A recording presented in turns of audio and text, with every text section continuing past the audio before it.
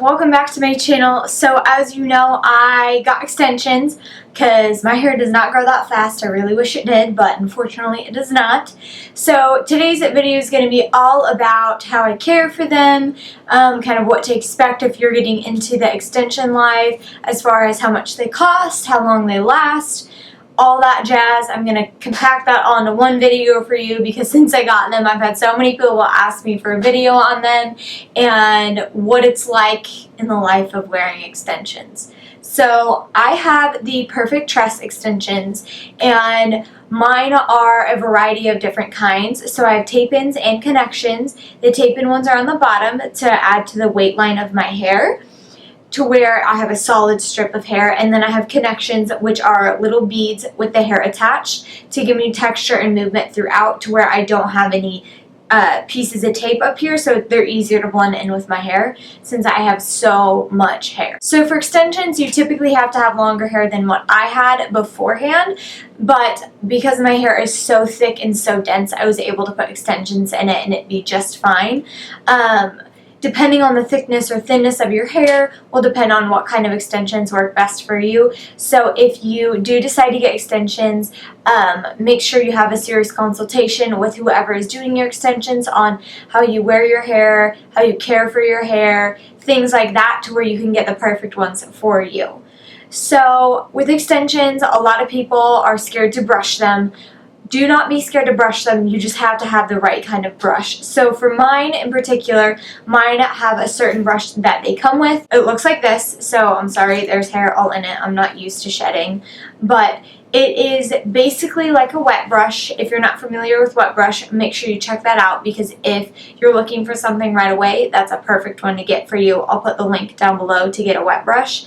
But basically the technology behind a wet brush and this brush is the bristles are, the plastic isn't as stiff on the bristles, so this has bore and the plastic in it.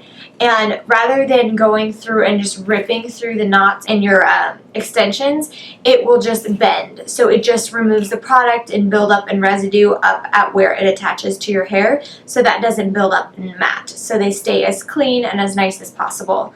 And then this one has little bore bristles in between it to help dust that away and make sure that they stay really soft and silky and don't get rough to the texture.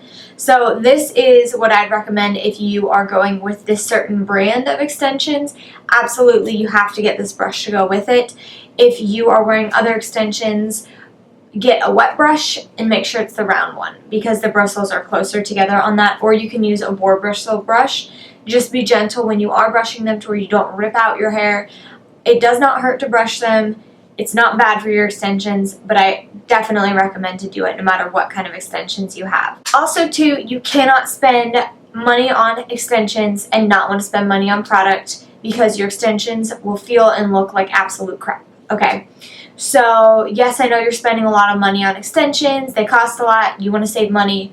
Don't do that when it comes to your products, because your hair is only as good as what you put on it. So for shampoo and conditioner, you want to make sure you use something very moisturizing and something that does not have a lot of sulfates, preservatives, any of that. And I would never go to a drugstore to buy it.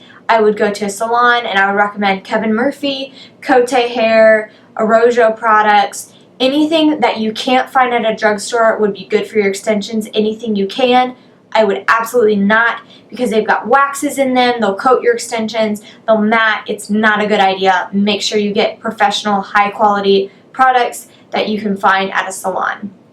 So for me personally, I like to only wash my hair once a week, so that means I get a little bit more product buildup. I don't sweat as much on my scalp, and I also don't produce very much oil, so I can typically get by with doing a week. But with extensions, you cannot wash your hair any more than 3 times a week. You want to wash it about 2 times if possible, 3 if you absolutely have to, but never more than 3, because your extensions will not last as long as they need to. When I do wash my hair, I use Cote Reboot. It is not a clarifying shampoo.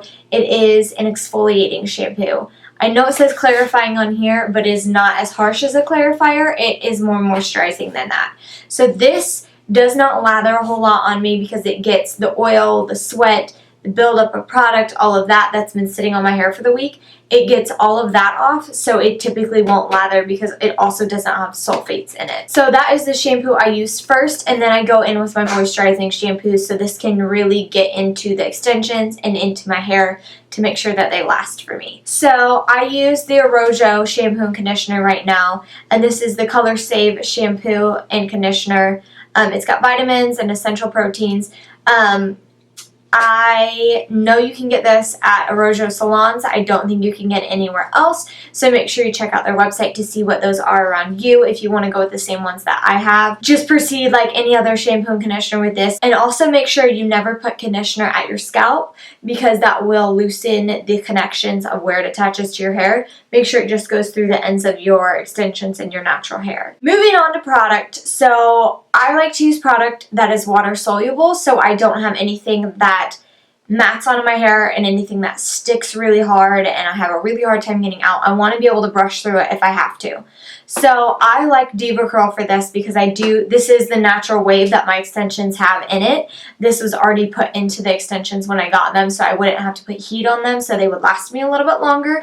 So I like to use Devacurl and also Arrojo and also Cote Hair. So all of these are going to be ones that are really easy to get out of your hair. You don't want to use a whole lot of hairspray, any sort of gels that are going to really stick to your hair. The gel that I do use is water soluble, so it comes out super easily for me. So when I get out of the shower with my hair soaking wet, I first go in with my Arrojo Hydro Mist. This is something that is going to help fill in any gaps in the cuticle of your natural hair, and it's also going to be a really good refresher for second day. If you start to see any frizz in your hair, I spritz a little bit of this on my hair as well. And then after using that on my wet hair, I go in with the hair cream, and this is going to help smooth down my hair because my natural hair is very coarse and I want it to match the texture of my extensions. So it helps smooth it down to where it blends a little bit better for me. And I just spray this all over my hair, and then I put about, I want to say close to a pea or blueberry size of this into my ends. Another thing I do before I blow dry my hair is I use my Ultra Defining Gel from Devacurl, and this is going to give it some hold so I don't have it frizz up while I'm diffusing it. And when it's dry, after the gel has already been in it and dried into it, I just scrunch it and it comes right out, so that way I don't have that crunchy cast, but it helps keep the frizz down.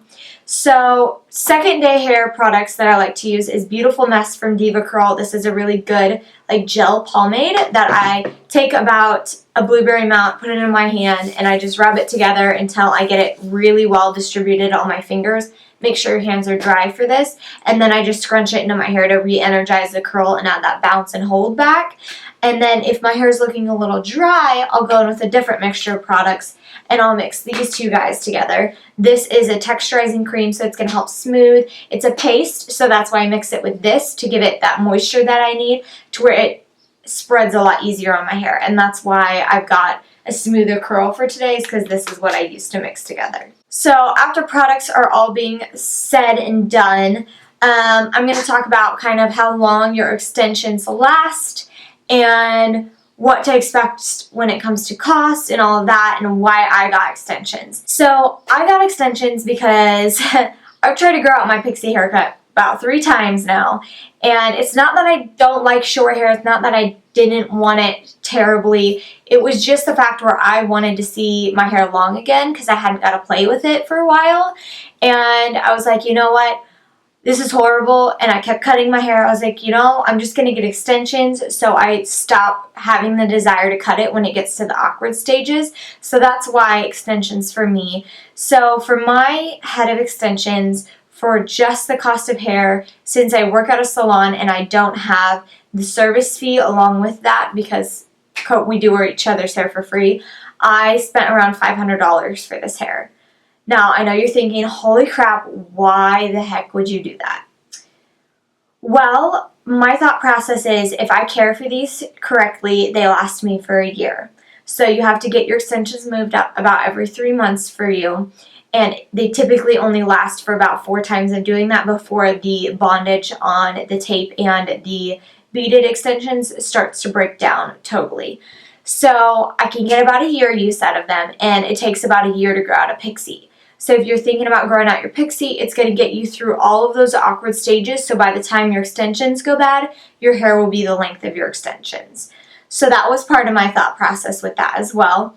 And you do have to pay every time that you get your extensions moved up. So it is an investment if you do want to have longer hair. I got one of the highest quality of hair, which is Remy hair, which means the cuticle of the hair strand is all facing the same direction, to where that way it stays a lot smoother for me. It blends into my hair well. It looks natural. Like, people on the street have no idea this is extensions. The clients sitting in my chair have no idea this is extensions if it's their first time. So make sure you get the quality of hair so you can use an iron on them, you can wash them, you don't have them mat and tangle.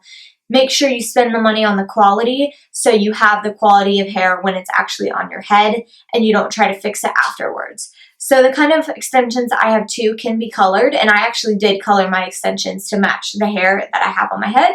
So that is definitely a plus to when you have higher quality extensions. You can change your hair color and color your extensions as well. The cost all depends on what your hair is now and what you want it to be and how much hair you're going to need to achieve that.